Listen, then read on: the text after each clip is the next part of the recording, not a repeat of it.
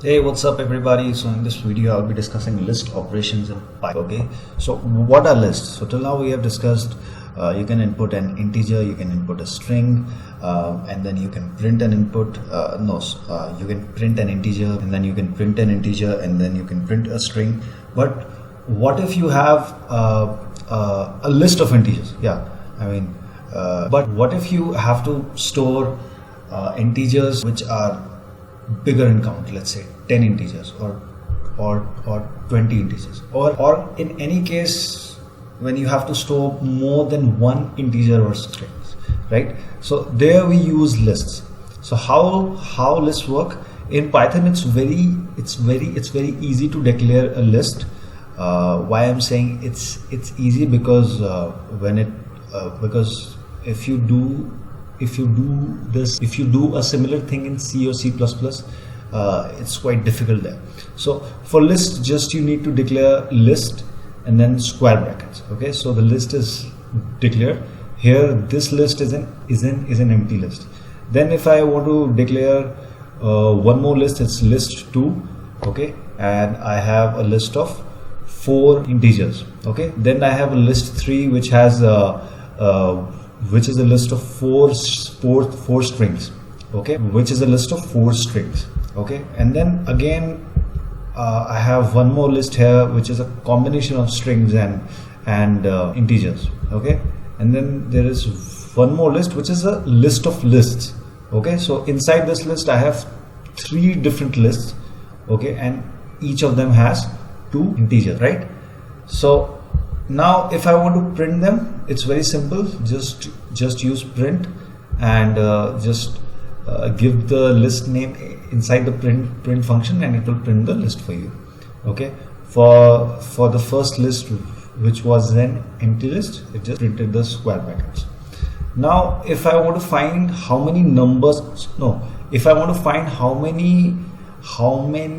elements a list has. Now if I want to find the number of elements in the list, I just need to use len function. Okay, so print len of list 3 is 4, print len of list 2 is 4. Okay, and then if I want to add an extra, if I want to add more elements in the list. Now if I want to add more elements in the list, I just need to use append function. Okay, so list2 dot append 5, and then if I print the list, it just prints the entire list for me, and we can see that we have 5 also, and we can see 5 is added in the list. Okay, and then list3 dot append, if you want, it's same for strings as well. It's the same for the string function. You can just add the element by using the append function, and it will do the needful. Okay, and if you want to insert an element in a specific, position in a list, you need to mention the index. And if you want to insert the element at a specific position in a list, you can use insert function, and here the parameters are slightly different. You have to first mention the index where you want to insert the element, and then you have to mention the element, right? So I want to insert at the second place. Okay, at the second place of the list. So my index will be here. So my index will be 1 here. Okay, comma the new element. Okay, so list3 dot insert 1 comma 1.5. So it will insert. So I have printed list 3, and you can see that it has inserted 1.5 at the second place. Okay, next, if I want to remove an element, so it's very easy. List3 dot remove, and you can just mention the element in the remove function, and it will remove the element from the list. Okay, and then if I want to append,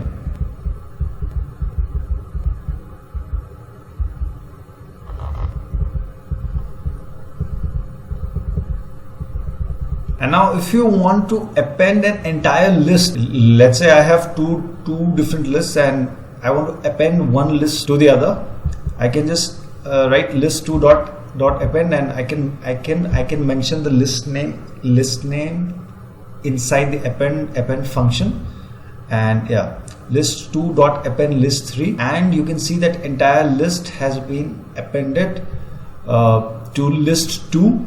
And this also tells that the list here, it will add or remove elements regardless of the data type, be it a string, be it a number, or be it a list.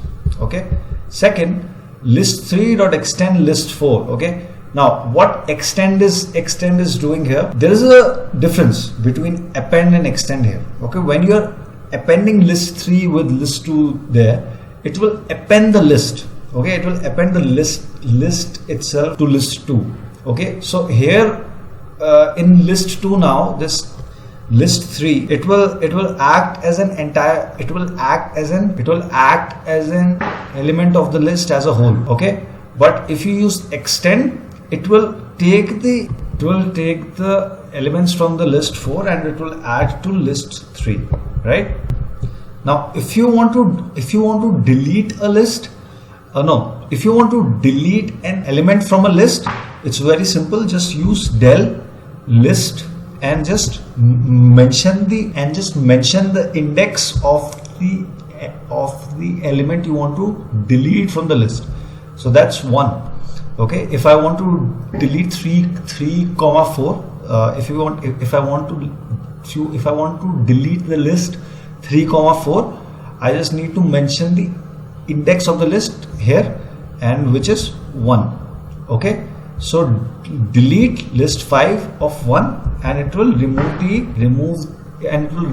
the elements from, and it will remove the first, and it will remove the element which is there at index 1. Okay, and if I just print the list, it's okay. Yeah. Next, if I want to same can be done by using a different function called pop. Okay, but difference between pop and del is when you use del, it doesn't store the element. You won't be able to store the element in some variable where you can, but if you use del, you won't be able to store the element in a variable, right? You won't be able to get it back in case you need in the program at a later stage. So what pop will do for you, you can store the element in a variable. So here it is a, so here list5 dot pop, and I can mention the index of the element I want to delete. Okay, so 1. Now if I print a, it's 5, 6. Okay, 5, 6 has been deleted from a, and I also stored it in a variable a, which was not possible in del function. Okay, and yeah, you can see I have just printed list5. It's now left with only, and you can see I have printed list5. It's now left with only one element. Okay, list5 dot remove one. Sorry for the error.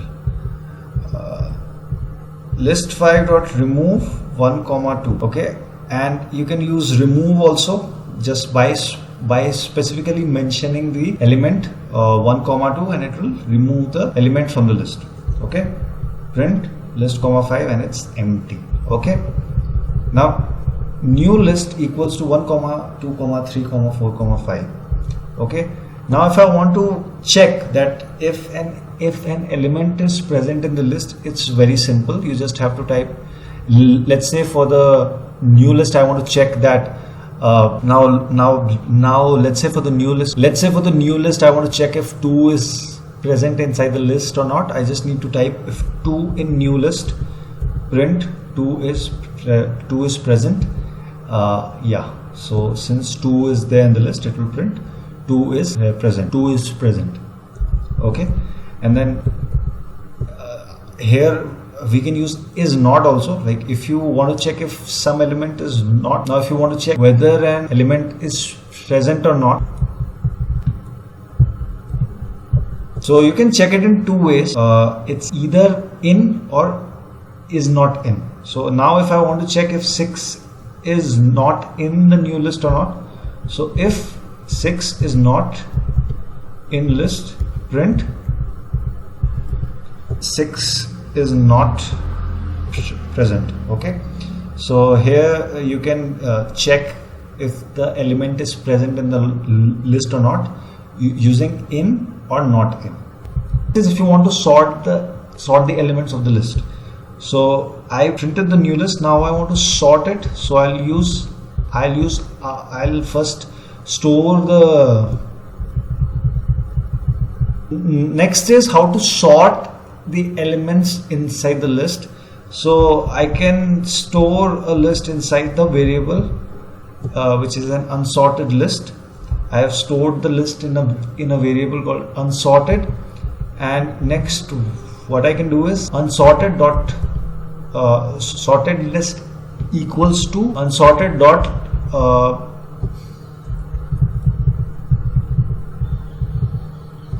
next what I will do, I'll just write sorted list equal to sorted, and then I'll put the unsorted list inside the sorted function, and it will just sort the list. So let me print the sorted list. So I have sorted the list now, and it's in a different variable called sorted list. Okay, so in that way you didn't disturb the unsorted list, and you stored the sorted list by storing the sorted list in a new variable. Okay, next, if you want to sort the list but in a reverse order. Okay, so still not working. So reverse sorted equals to sorted, and I put the name of the list inside, and with one more parameter called reverse, which I will set as true.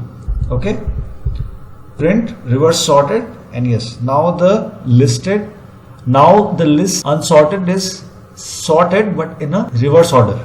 Okay,